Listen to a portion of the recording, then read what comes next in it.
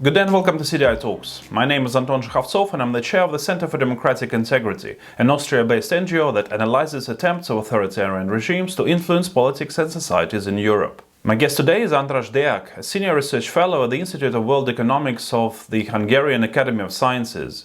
András Deák's research fields cover the EU and post-Soviet energy policies, Russian and post-Soviet economies, and the Eastern Partnership of the European Union. His activities include foreign and energy policy analysis, political and corporate consultancy on Hungarian, and some civil activities in energy conservation. I talked to András in Budapest as I wanted to hear his views on Hungary's economic and political relations with Russia, as well as Hungary's official and unofficial positions on the Russian aggression against Ukraine. I hope you will find our conversation interesting, and if you do, please like this video and subscribe to our YouTube channel to stay updated on future episodes of CDI Talks. András, thank you very much for this opportunity to talk to you.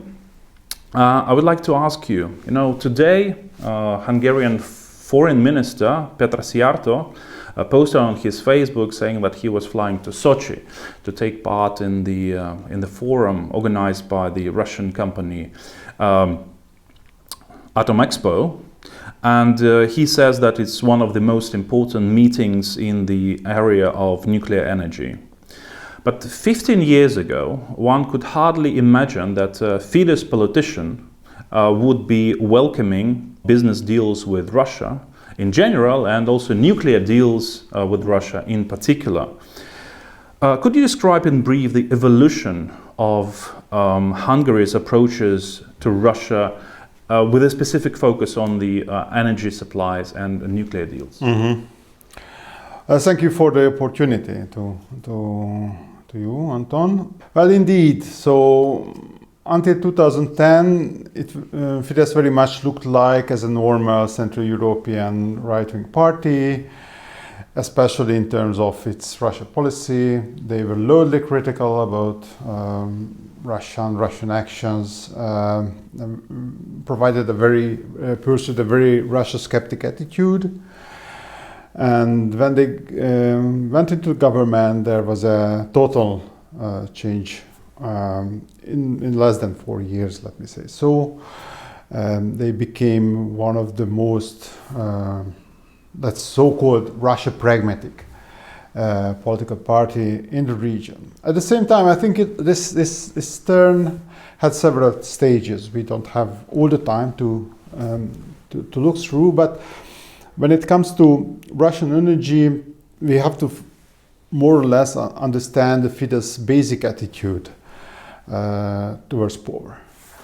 So in 2010, it was quite obvious that I think Orbán would like to remain in power for a longer period. So they were speaking about 20 years, 2 decades, something similar.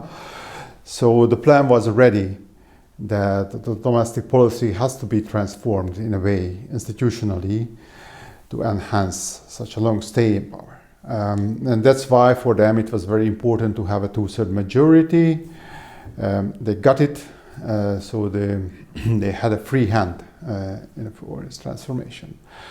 So there was a very strong feeling that, of course, this kind of transformation will lead to conflicts with Western democracies, but it was quite obvious that in the foreign policy arena, they don't want to go into a two-front war with Russia on one hand and with the West at the same time. That was one element. The second one, even more important, that for Fidesz, 2 things matter. The one thing is their political rule, and it became quite obvious that 3 big players can influence this. This is the US in one way or another, maybe Germany, and Fidesz also had the experience through the Jobbik that Russia is ready to intervene into Hungarian domestic policy. So of course, the rise of Jobbik was admittedly supported by the Russians. Of course, it's a big question mark whether this support really mattered. But still, in the Fidesz leadership, there was a conviction that, for example, Gyurcsány was behind all this this conspiracy with the Russians to raise the Jobbik as a party which practically broke the Fidesz monopoly on the right wing. So that was a very, very dramatic turn in 2007, 2008, 2009. Of course, there were two possible reactions to that. The one way is to be very, very highly critical towards Russia, to make a front against Russia, but then you need Western support. And it was because of the domestic policy plans of Fidesz was not that easy. So the other way, and this was the easier way in many regards, to become the biggest friends among all parties of Russia. And this was not that difficult because Georgian government pursued a pro-Russia policy in those years. So from the socialist field, hardly any criticisms could be made against Fidesz turn against Russia. And Jobbik was also very pro-Russian. So again, there was... At least at that time. At that time, everybody was very pro-Russian. So except some Green parties and the liberals in those years disappeared. Except some Green parties, everybody was more or less pro-Russian, whether in the past or in the present. So hardly any criticism could be made on the domestic policy front. So I think it was quite obvious in that way. So this was one element to how to have a domestic power in the country, and then Russian intervention will be pacified, at least as long as I don't build up the institutional backup of my power in the country. And there was the other attitude that this country, in terms of foreign policy and foreign economic ties, is very much opportunistic, economically and financially opportunistic. So, for example, as you may know, the Hungarian foreign ministry is called Ministry of Foreign Trade and Affairs. Foreign Affairs and Trade, but in Hungarian, the trade is the first one, and only comes the affairs. So, or foreign minister, definitely, I don't hear making statements about security matters or about NATO or about global importance. What he's speaking of is gas supply, energy supply, new investors coming to Hungary, and this is the basic mission of the ministry since 2014. They have to create economic ties that improves the economic growth of the country and the prosperity. And in this regard, the attitude was that, okay, we've got the EU support already, we are there, the EU funds are coming unconditionally in those years. That's what we have, and we have to add something, and this is where we are looking for on the east, Saudi Arabia, Turkey. Turn to the east, the opening to the east. Opening to the east, China, maybe, and of course Russia. And in those years, Russian market was not that bad actually in terms of prospects. Until 2014, definitely not. And of course there was energy, and energy it's a pet animal of Orbán besides football, so he loves to deal with energy. Energy also became important in terms of the basic propaganda on the domestic front. So the economy, the industry needs cheap energy, and at the same time the households has to be supplied with cheap energy, at least on the regulatory level. And some sort of political setup has to be created. That it's me who provides you stability on the price front, and the gas prices and the utility prices will be stable and very cheap. In this regard, I think Russia had an input, and energy was an important story for the Fidesz, and they tried to build up a stable energy supply. This means, in the Hungarian case, this means cheap natural gas. Later on, of course, some elements disappeared. For example, there is no positive market prospects in Russia anymore. But energy was stable enough to remain there. Of course, you cannot exclude that there is some sort of conspiracy behind. There is the argument that Putin blackmails Orbán somehow. I don't think that at such a high level it matters that much. So you can get after a while you can get rid of such blackmailing elements. I think that even without this blackmailing element, the basic patterns of the Russian-Hungarian energy relationship are there. So I think I can understand the government. In 2014, you argued that the Hungarian nuclear deal with Russia, involving the construction of 2 nuclear blocks at the Paks nuclear plant, offered a certain chance of profitability, yet still you thought that the deal was a project with obscure past and a murky future. So what's your assessment of this nuclear deal about constructing two more nuclear blocks? Mm-hmm. What would you think of it 8 years later? Well, I think we are still suffering the consequences of those years. But they are actually not built yet. Not built yet. The project was not prepared accordingly, and there were several questions left open. We contracted those units, and then after we started to prepare the project. So that's what happened in the last 8 years, in my understanding. So I was critical to the project in 2 ways. The one is that I cannot rule out nuclear as as something what Hungary needs. So especially if you look at the decarbonization path, I still don't see how this will work without nuclear. So I don't see the renewables in 30 years coming into stream with all those batteries and everything, and working without nuclear. So I'm still highly skeptical, and definitely I don't see how we can progress with the necessary speed without putting more nuclear on stream in the 30s and the 40s. My critical attitude was that I don't think that in 2014 this decision was necessary. I would have postponed, and the evidence is that after 8 years nothing has happened, show this, more or less. And the second argument against that, it was politically motivated rather than policy motivated step. So on the policy level, this was not well prepared. So there was no tendering, that's a pity. This was negotiated in total secrecy. No involvement of not even parties or social actors, but not even the sectoral actors. In this regard, we lost a good deal of transparency and collective wisdom, let me say so.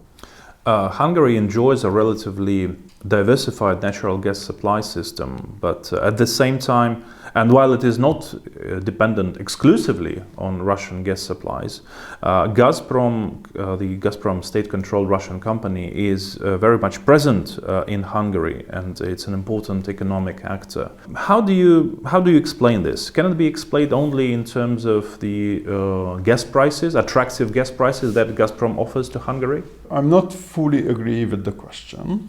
So I don't think that Gazprom had an increased presence in Hungary more than in Slovakia or the Czech Republic or others. Poland and the Baltic states decided to move away from Russian gas, to a lesser extent oil.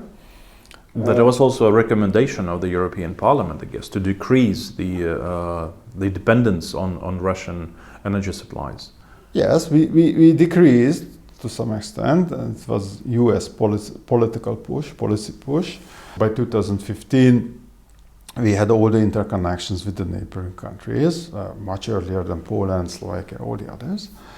These were empty pipelines, so there was no supplies to that. And then when the US started the real exports of LNG, there was a US push that, okay, we should, together with the Croatians, create an LNG terminal on the Adriatic Sea. We agreed, so that was a political decision taken by Orbán that, okay, we have to pay extra money. It was an action with loss, so that's why the company had to take this burden, financial burden. The neighborhood, no one strived dedicatedly for non-Russian gas. Neither Austria Slovaks, the Germans, the Italians, Serbia, Croatia. Croatia had a 3 years contract with Eni, and they returned to Gazprom because the financial matters were better. Of course, we supported rhetorically diversification projects. We very much hoped for Romanian gas, definitely, and it was not all food that did not come true. So it was the Romanian parliament taxation regime. We also strived for Nabucco in the early years. Nothing happened. So basically, there was no easy diversification access. So we did not have the Norwegian gas fields in our proximity as Poland did. And that's why we decided to stay on the Russian pipe. After the breakout of the war in 2022, that's another question. The others started to flee away from the burning forest. We did not. So that's already a different story. Regimes both in Russia and in Hungary can be described as illiberal, though there is obviously a huge difference between Putin's aggressive authoritarianism and Orbán's declared illiberal democracy. What's the relationship between ideological and pragmatic aspects in the Hungarian-Russian relations? The worldview of Putin and Orbán overlap. There is a lot to discuss for the two leaders besides business and pragmatic issues. We always forget to think about the ego. And Orbán, in many regards, has a very strong ego. I think it is as an explanation of his anti-mainstream policies to a large extent, that he cannot walk with the others. So he is personally, psychologically, an anti-mainstream person. Not speaking about that he wanted a 20 years government. Of course, this is enough reasons to go against the mainstream, but he definitely is the mainstream. So if there is the push that something should be done, he definitely will not do that. And this was most visible, I think, in the US relationship several times. Orbán definitely would like to have at least a neutral relations with the US because he understands the risk. And at the same time, there was always a very strong political push from the US in several issues, whether this is NATO and how much money we spend on defense, whether it's LNG, whether it's Russia policy. And this was very much enough for Orbán not to do that, what has been said to him. This is an explanation for his anti-mainstream attitude, and this has to be very well understood that this anti-mainstream attitude is very well welcomed in Moscow, let me say so. I don't think that there is too much trust between the two leaders. I don't think that there is too much personal harmony in their relationship. I think that the basic designs of their policies are very similar to each other. Criticism of the West, anti-mainstream policies, attitude for this kind of very harsh, realistic view of world matters. This adds to what can be traded between the two leaders. I think that so the Orbán's virtue is a product to be traded in Moscow, and that's why he can get guarantees in certain situations. That's why he can currently hope for that in the very end Hungary will be supplied with natural gas, even if all the other countries are cut off for natural gas. In my understanding, these are two independent stories, why they are different, but when these two independent stories create synergies between the two leaders, this brings them together, and a lot of things can be discussed. So definitely the values have some importance in the relationship. Perhaps one of the most important areas where Orbán's stances towards Russia is widely criticized in the EU is the ongoing aggression of Russia against Ukraine. Do you see differences in Orbán's attitudes towards Moscow before February this year? So starting from 2014, with the annexation of Crimea, with the war in the Donbass, and after the beginning of the full-blown invasion in Ukraine in February? I think a lot of things has changed, not that publicly. We started from a very low basis, both in relations with Russia and in relations towards Ukraine. So, as you may know, the Hungarian-Ukrainian relations are far from the best. And still they are very bad, but a lot of concessions have been made since the story started. But also the expectations increased. So in this regard, I think the setting is very much different. The big question is whether these have been made because of your own perception that, okay, now we have a strategic situation, we enter the era of consequences, so now everything is more dangerous. Foreign policy became something that affects money flows because, well, the government would not care about foreign policy at all as long as the financials and the macroeconomic situation not affected. Now this is the situation. So whether this is the understanding of this situation and this is a strategic change in the minds of the government leaders, or is it the good old slalom? There are some distinctive measures why Hungary is different than the rest of Europe. The one is that we still have this gas relationship and energy relationship with Russia. And the other one, that we have some non-actions regarding Ukraine. We don't deliver arms. And we have a threat of veto. So from the Hungarian perspective, I think that the one thing is that definitely if the Russians cut the gas at this moment, then we can substitute it. So that's definitely, you should not expect a radical change right now. It will take time, even if the decision has been made, but I don't see the decision that we walk away from the Russian gas. Second, that there is not too much returns benefits from changing sides. Problem with the Ukrainian and Hungarian relationships that the Ukrainians want a full turn of Hungary, and there is no benefit for that.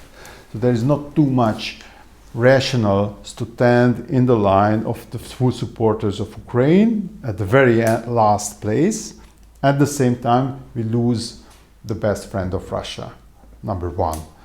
Place. So you have to take all the retaliation from Moscow and you get nothing practically from the Ukrainian side. So what the Hungarian government does is tries to doing is a number of small steps towards Ukraine, but Ukraine, from the Ukrainian perspective, that's not enough.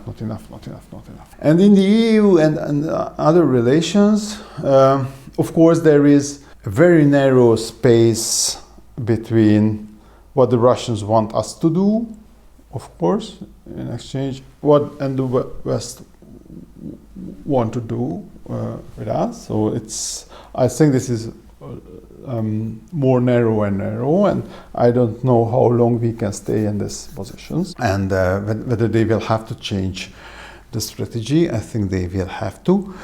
And at the same time, of course, there is this whole issue with the EU money. So practically Hungary is running out of money. We don't get the EU funds, energy imports prices are very high, the interest rates are very high. So if the situation remains such, and this is not only valid for Hungary, but valid for all the regional countries, in 2 years' time, the country can go almost bankrupt. You already mentioned that Hungary has arrived to a decision to not provide military assistance to Ukraine. And well, this is hardly surprising. This decision is not really surprising, but it's still at odds with NATO, and also probably even more importantly for Hungary, it's at odds with the other 3 countries of Visegrad 4 bloc.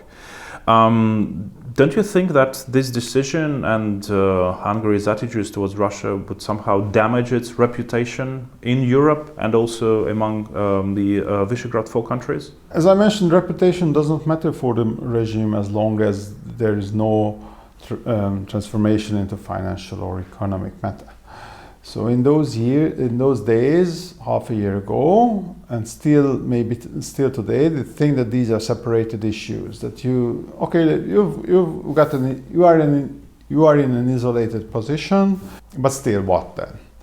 So you cannot meet with the Polish colleagues. There were three moments. The first moment, there was an importance on the foreign policy arena to Moscow that we are not like the European ones. This was number one.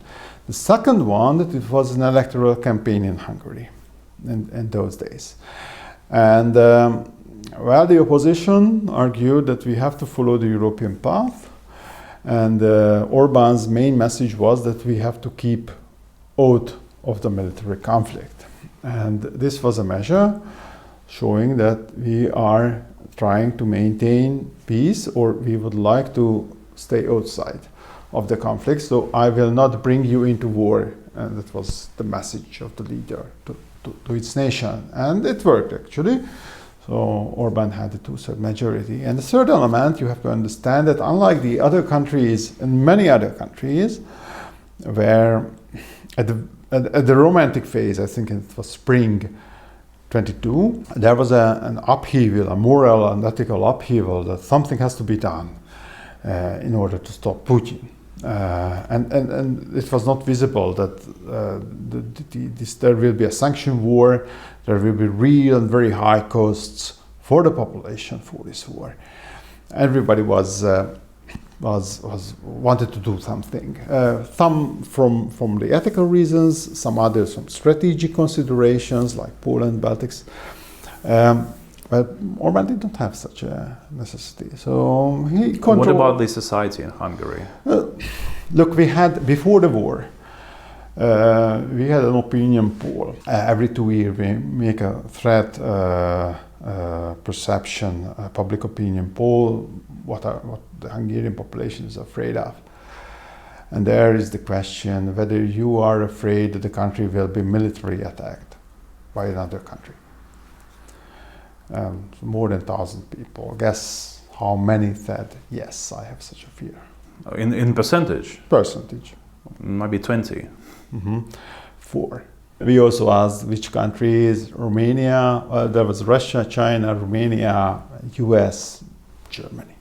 So these were the crazy ones. And of course there was not such a clear, especially in the Fidesz electorate, there was no clarity about the responsibility. So the bulk of the people think, like in other Western countries, that Russia is an aggressor. That's okay. At the same time, and this is funny, as especially in the Fidesz electorate, the assessment of Ukraine hasn't improved. So if you look at the polling, the attitude towards Ukraine is rather cold. And this hasn't improved that much, basically remained at the same level. So we became more critical towards Russia. It's visible, both in the Fidesz electorate and the opposition, definitely, even the neutral ones.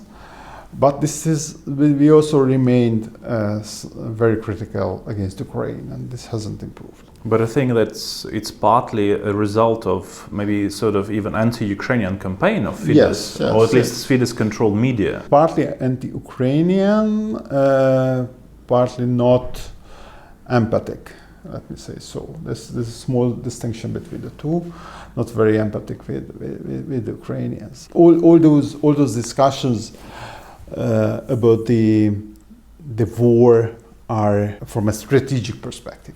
The human is not visible behind all the stories.